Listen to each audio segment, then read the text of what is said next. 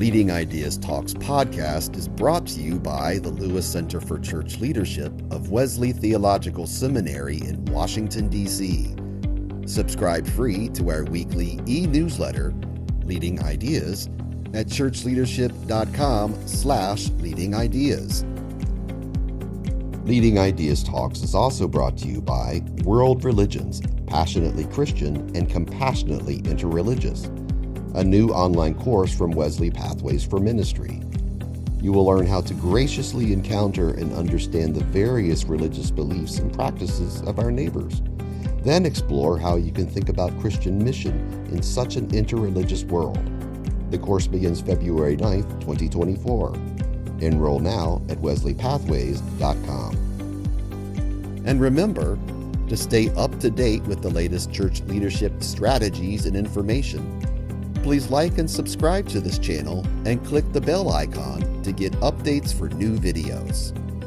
How would you preach next Sunday if tomorrow your community fell victim to a mass shooting or was devastated by a natural disaster? In this episode, preaching Professor Kimberly Wagner shares how pastors can approach this increasingly unavoidable homiletic task in ways that hold in tension the community's very real experiences of loss and grief and the promise of God's healing and redemption. Welcome to Leading Ideas Talks. My name is Ann Michael. I'm a senior consultant with Lewis Center for Church Leadership. I'm one of the editors of Leading Ideas e-newsletter, and I'm pleased to be this host for this episode of Leading Ideas Talks. My guest today is Kim Wagner, who's an assistant professor of preaching at Princeton Theological Seminary, and she's the author of a recently published book, Fractured Ground: Preaching in the Wake of Mass Trauma. It is such a timely and important subject. So welcome to Leading Ideas Talks, Kim. Thank you so much. It's so good to be with you and have this conversation. Yeah. So in the foreword to your book, Tom Long wrote that with the proliferation of gun violence, mass shootings, pandemics, and natural disasters, sadly, almost every pastor will sooner or later face the daunting task of preaching to shaken people after the sudden and surprising loss of life. No one who watches the news, I think, could disagree with the need for preachers to consider how they might prepare themselves to face this eventuality. So I get why this is such an important subject for preachers and professors of preaching. But I wanted to ask, what led you personally to take on this subject? That's such a great question. Thanks. Yeah. So throughout my kind of lives, my professional lives, I kept finding myself amid communities experiencing trauma. So my first job was actually, my undergraduate degree is in secondary life science education. And I taught 10th grade biology and 8th grade earth and space science in Cincinnati, Ohio, in the city, and had a lot of students who were experiencing trauma, poverty. A lot of gang violence was affecting our school. And so found myself teaching in that circumstance. Then I went to seminary, or as my colleagues in the middle school said it, my teaching drove me to a life of prayer. That was their joke about seminary. But I went to seminary, and during my time in seminary, had the opportunity to serve as a student chaplain at a maximum security women's prison for almost 2.5 years. And it deeply shaped my ministry, my life, my questions, right? And found myself very much called to these communities experiencing trauma. And then when I went to the parish, I'm ordained in the Presbyterian Church USA, and I went to a parish in Southeast Virginia, and I thought, you know what, like, I've had enough with these communities experiencing trauma. I'm going to go to a congregation. Well, of course, as to be predicted, that congregation had a great deal of trauma that it was dealing with before I got there, and trauma that popped up in unexpected ways. So, for example, while I was pastoring there, the Sandy Hook shootings happened in Newtown, Connecticut. And for some of our congregants, it was like it was happening to us, like in our backyard. And it took me a while to figure out what was going on. And finally, by the grace of God, I figured out that some of our folks had been deeply affected by the Virginia Tech shootings and Oh, had never talked about it and had never dealt with it. And it just wasn't something that they thought they could bring to church, right? mhm. And other issues around abuse and addiction and grief really popped up during my ministry. So when I went to go do my PhD work, I decided I wanted to think a little bit about trauma, and I wanted to write a seminar paper, a 30-page paper, not very long, on preaching in response to mass shootings. And when I went to look for the materials, there was nothing.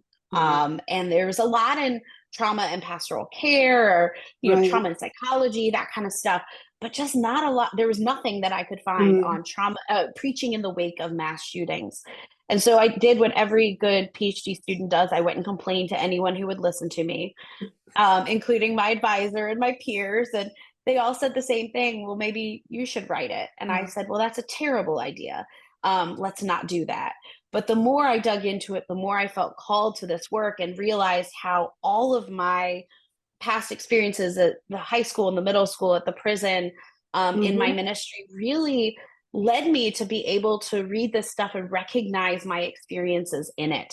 And so it's become a deep sense of call alongside being academic work. And so with the book and when I teach, I hope people see kind of that dual intellect, heart and mind, right? The pastoral Mhm. meets the academic.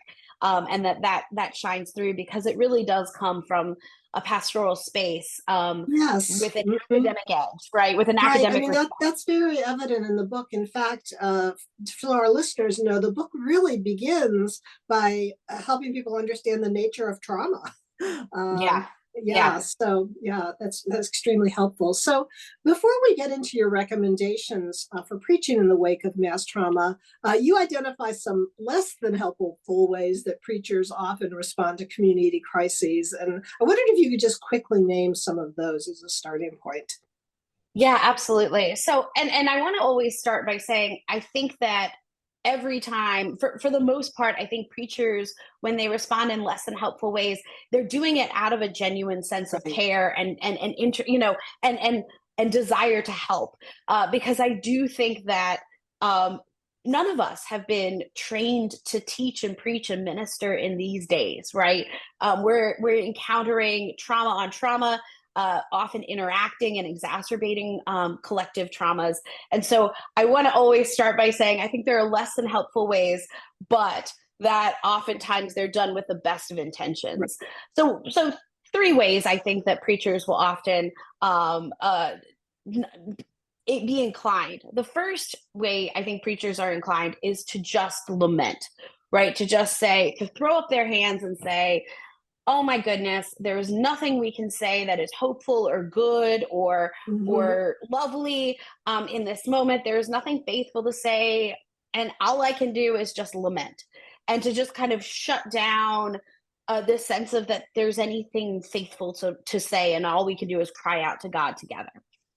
That's one end of the spectrum. The Mhm. other end of the spectrum, I think, another response is folks will just default the opposite way to just platitudes and reciting all of the faith statements they've always said. God's got it. It'll be okay in the sweet by and by, right? To try to just create platitudes and stack faith almost against the pain, Mhm. hoping that if they can out scream the pain, that will be true, right? Or Right. outspeak it. And then the third way I think that happens a lot of times is folks ignore it. Um, Mhm. and I've seen plenty of preachers. I think less and less this is an option. But Right. historically, there have been preachers that when these situations happen, they think that doesn't belong in church, right? Or I don't even know how to begin to address this Right. in the pulpit, so I'm not It's going not in to. the lectionary today. Right. Right. It wasn't in the lectionary, right? Yeah. I planned my sermons out, right? Right. And so oftentimes I think what happens is we default one side or the other, either all lament or all kind of trying to stack faith language up against pain in order to kind Mhm. of silence it, or we just kind of ignore it. And even the ignoring it, I find really fascinating when I talk to preachers don't want to talk about these things in the pulpit. It's less so, sometimes it's, I just don't know what to say. Mm-hmm. Sometimes they don't want to talk about it in the pulpit too, because they think it's the elephant in the room and that everybody already knows, right? Yeah. That they are like, I don't want to bring that up. Like, Yeah. I have a student I work with in a doctor of ministry program. She's an amazing pastor and preacher. But during the pandemic, their community was impacted directly by gun violence. And they lost actually a young woman in the church to a stray bullet.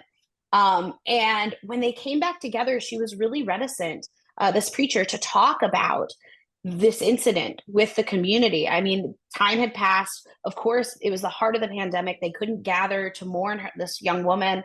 And I talked with her about why she didn't want to talk about this young woman. And she said, listen, we sit in a pew and we hear gunshots outside the window, right? Gun violence is not something that they don't think is happening. And I said, yeah, but what would it mean to talk about gun violence in holy spaces, right? Or to take the sacred time of the sermon and of prayers to name that brokenness and to add faith language to it, right? And so I think a lot of times when folks resist it, it's not a, I don't feel like it. It's a fear that, do I really want to wrestle with the elephant in the room, you know? Right. Mm-hmm. Well, building on what you said about sort of the less than helpful responses, either being only lamenting the problem or only giving sort of hopeful platitudes.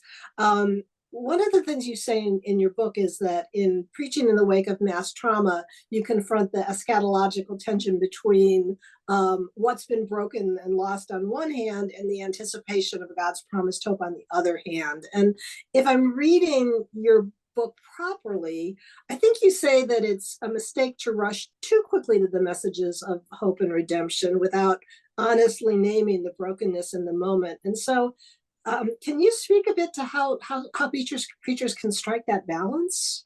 Yeah, thank you so much. Yeah, you're reading it exactly right. I'm resisting the urge to collapse. So I talk about sitting in this eschatological tension, right? On one side, death, loss, brokenness. On the other side, hope, resurrection, redemption. And I think the errors that we talked about are the tendency to collapse, collapse that tension. Now, preaching in that tension doesn't mean right down the middle, right? There are times I don't think we rush to hope and promise and resurrection, particularly in the immediate aftermath, right? We may find ourselves preaching over toward the death loss side, but still holding that thread of hope. I tell my students all the time that sometimes all we can hold out is the promise of hope that we have not yet experienced, right? That there's a theology there that says that hope is coming, that God is coming, right? I think a lot about the prophet Habakkuk, right? Standing on the rampart, leaning and saying, in the midst of the destruction of the city, and saying, I will wait. I'm going to stand on the rampart and see what God will yet say. I often will ask my students in my preaching and I teach a preaching and trauma class.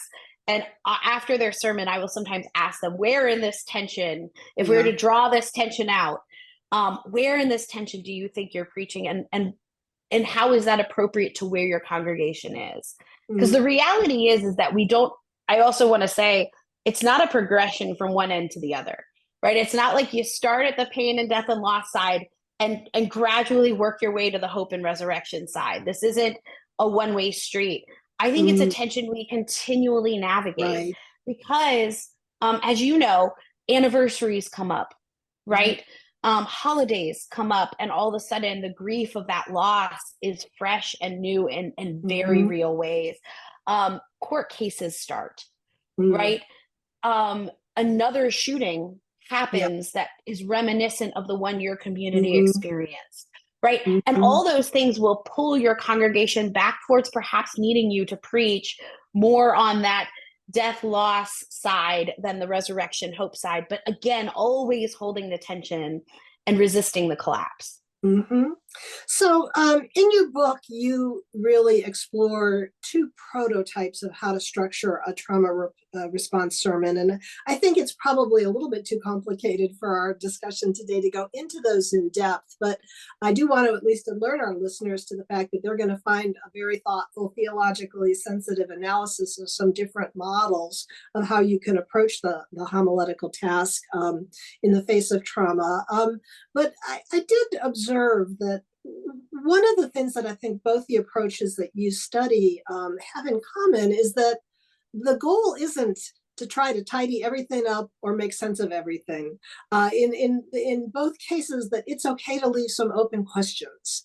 And so I just wanted to, if you want to comment on that for a moment. Absolutely. No, that's really helpful and a great summary of it. So early in the book, I talk about, I offer this language of something called narrative fracture, which I assess as kind of the what happens to particularly communities and individuals experiencing trauma, that I talk about a dual crisis of a loss of time and a loss of coherence, that the stories they tell about themselves and the world and their communities and their families and even God don't hold together anymore in time or in order. And I talk about that as narrative fracture.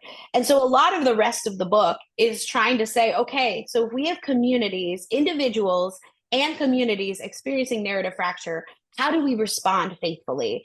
And what guides do we have for that? And so I talk about kind of that preaching and the eschatological tension as the sermon content, right? How do we position the content of our sermon? But I think it matters too that we honor and pay attention to narrative fracture in sermon form as well.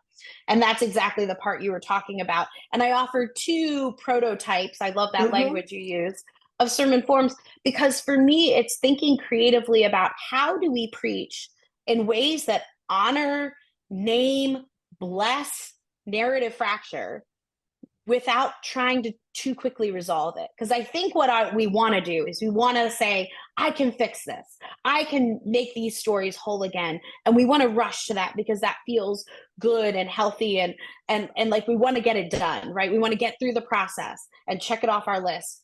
But the reality is I think that our preaching in both its content and its form can let people who are experiencing narrative fracture know that their experience is not beyond the grace and love of God and not beyond the biblical witness and not beyond the community. And in fact, in modeling this in our preaching, right, and modeling narrative fracture in the ways we even put our sermons together, we can do this work of blessing. We can also do this work of modeling healthy and faithful trauma response. Yeah, thank you for that. Yeah. So, as I read your book, I was aware of the fact that I think you were really looking at this issue through primarily a congregational cure lens. You mentioned that a minute ago. And I sense that the primary audience that you're concerned with in thinking about this preaching task is the congregation that's gathered on Sunday morning, and the sort of the immediate task of helping them to reconcile a traumatic incident and their response to it with their existing belief system. But as I was reading, I was wondering if there isn't a broader audience for preaching in the wake of traumatic events, because I think when a crisis occurs, even in our very, very secular age, people beyond the church turn to the faith community for solace, to make meaning of it. I'm not a working preacher, but I used to be on the staff of a big church in Washington, D.C., a church that just happened to be without a senior pastor in September of 2001. And I had the responsibility of preaching in a very prominent pulpit less than 2 weeks after September 11th. And I have never seen our church as full. And I remember thinking to myself, could it possibly be that Osama bin Laden is really our best evangelist? But my point is this, that what the church has to say in the face of tragedy, it's not just a matter of congregational care. It's also an act of public witness. It's a ministry to the broader community. One of the pastors that I had the privilege of serving under actually was serving a church in Dallas when Kennedy was assassinated. And just this past November, when the press accounts of the 60th anniversary of the Kennedy death were coming out, I saw several references to his sermon and to the sermons of other Dallas preachers on that day. And so I think for good or for ill, these are times when the rest of the world looks to the church and says, you know, what do you have to say? Absolutely. Yeah, and so I guess my question is, how can someone who's preaching in the wake of mass trauma take into account the fact that there's a much wider audience for their words, and it's probably an audience that's less theologically sophisticated, that's less biblically literate than their audience of regular churchgoers, and yet they're listening. Yeah. No, well, that's an amazing story, and bless you for that ministry in the wake of 9/11. That's unbelievable. The sermons that have come out of that, and the sermons that have come, you know, I could have filled the book, right, with these sermons. Although some of them are hard to find because people oftentimes will not write down the sermon they preach. That it's done almost extemporaneously, you know. But to your question, I wish, if I were to rename the book, I would rename it Fractured Ground: Proclamation in the Wake of Mass Trauma. If I were to do it again, and I'm not going to do it again. This is this, and we have other projects on the horizon. Of that. It is a form of proclamation. Absolutely. It's a form of evangelism. Absolutely. And I think for me, the audience for this book is, I think the first row of the room is Sunday morning preachers who have these patterns and ways of speaking that all of a sudden get thrown into chaos in the wake of a mass traumatic event, right? I think that the second row is community leaders and those who have to speak into these situations. It's very interesting. I had the chance to also work with I've been working with folks who do more nonprofit work lately, and that's been really cool to see how that work intersects and how they have to speak to their nonprofit organizations and their communities in the wake of traumatic realities. And then I actually had a gentleman come to a webinar I did who was a lawyer, and he's like, this was super helpful for me as I think about working with individuals and communities who are experiencing trauma in the courtroom, right? But I do think that one of the things I did not want to lose in this book is that public witness piece, and the idea that the preacher and the church and our faith still has something to say in these moments, right? That I do think it is an opportunity for public witness. And I think that the preacher is called upon to model well this faithful trauma response, which we see again and again in scripture, right? The beautiful thing is that we have models for this, right? And toward the end of the book, I talk about lessons from the wilderness wanderings, right? Every time the Israelites are in the wilderness, they are dealing with mass trauma of some kind, whether it's a displacement, whether it is exile, whether it is escape from slavery in Egypt, right? They're dealing with it. And so we have all this literature that is modeling, for better or ill, some of the ways that the tendencies of our community, but also faithful responses to it. And so I do think it is an opportunity for the church to, I think it is the place where the church probably gets the loudest hearing. One of the places where the church gets the loudest hearing in today's world. And that is when literally all hell breaks loose, right? That people look and say, is one of the few times I think that people who are not church look and ask, is there a word from the Lord?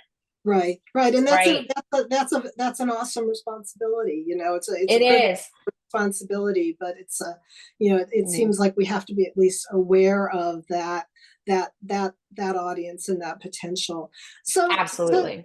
To draw this to a close, I think one of the most important subtexts in your book is the idea that you can't wait until a disaster or a crisis happens to think about how you might preach in response to it. And so beyond reading your book, are there other simple steps that you would recommend that working preachers take to prepare themselves for the time when disaster might come to their community?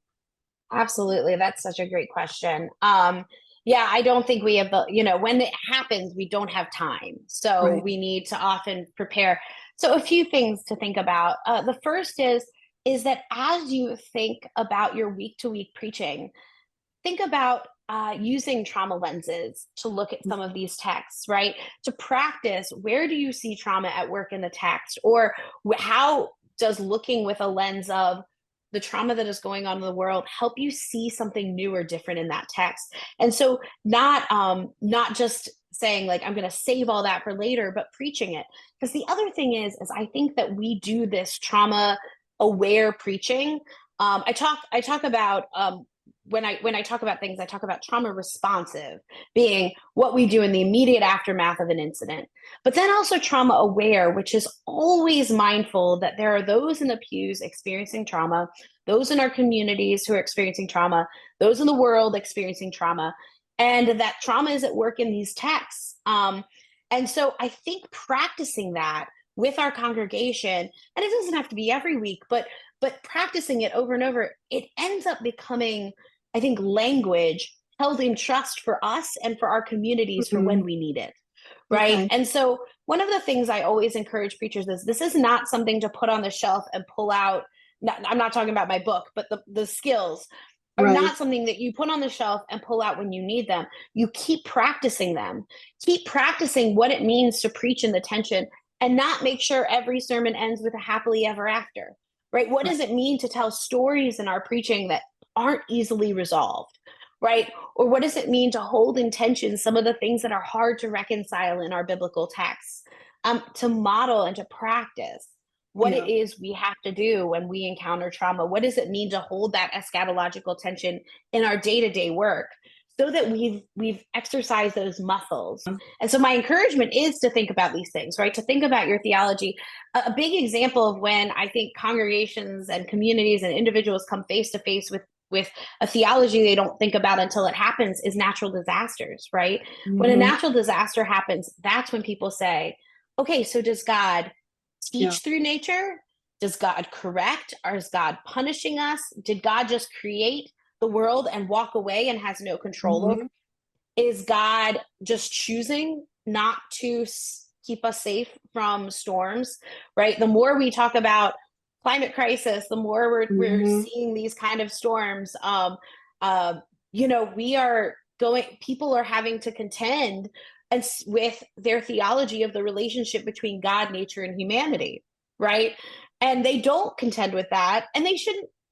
There's no reason to, until they're hit with a natural disaster. And then it's important that, like you said, that the preacher, the pastor, the leader, the faith leader has a sense of their own theology, Right. even if it is not, even if, but a way to offer a theology that is able to hold this and say, this is what I believe about the relationship between God and nature, because your community, they're not thinking about it until it hits them.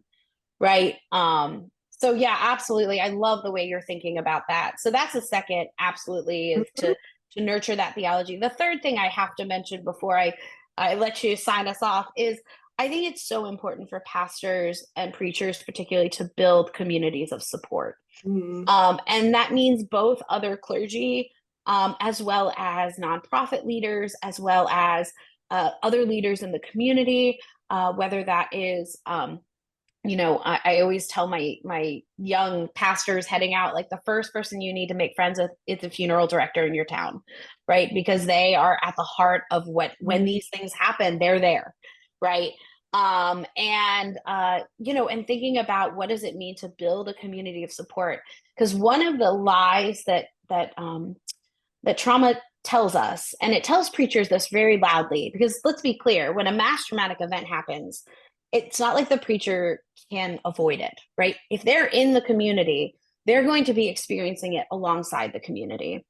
And one of the lies that, one of the bad ones that trauma whispers in our ear, is that our pain is unique and we are alone and nobody can help us. And I think that happens both in the kind of the recovery conversation, but it also happens in you supporting your community. I cannot tell you how many preachers and pastors I work with who say one of the first things they realized is I am totally alone in leading this community, and nobody can help us, and nobody can help me, and nobody can help me lead this community. And so creating these communities of support and care and co-workers, I think in the in-between times, right, will help combat some of that desire to become the community superhero. And to think that you don't have anybody to help you personally, but also your community. You don't have to lead them alone, right? You don't have Right. to, you are not alone in supporting them. And so, kind of the last thing to say is, and it's maybe a more general pastoral thing, but cultivate communities of support, get connected to organizations. There's so many organizations. I named some of those resources in the back of the book. There's more and more every day, of groups that can come in and help you, and can help you support your community. So just to say, nurturing those relationships, I think, becomes very key. Yeah, thank you. Thank you for that really good advice. This has been a fascinating conversation on such an important subject. So I hope it's going to help people to really begin to think about the importance of being prepared for this task. Again, the book is Fractured Ground, Preaching in the Wake of Mass Trauma. Thank you so much for taking the time to talk to us today, and thank you for this very important work. Thank you. It has been such a joy. Thanks for joining us for Leading Ideas Talks. Please like and subscribe to this channel and click the bell icon to get updates for new videos.